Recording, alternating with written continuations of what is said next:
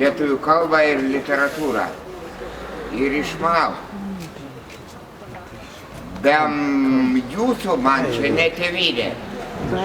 Jeigu jūsų jaunime neliks, tai aš išeisiu kur nors pas indėnus į Apačius arba kur nors Australiją, kaip Landsbergio tėvelis. Ten jis nuvyko, jis pasakė, kad sporto rūmai yra ne sporto rūmai, o bažnyčia.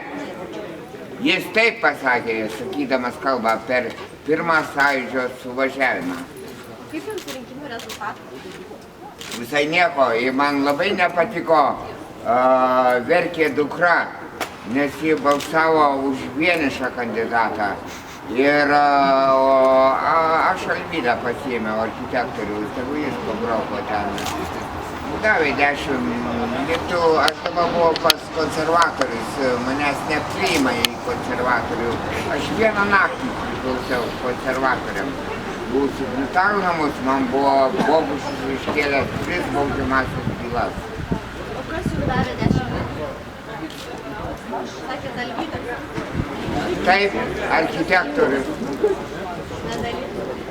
Medalinskas padarė kelią Baltijos nuo Gedimino pilies iki Talino. Ir mano žmona stovi pirmoji.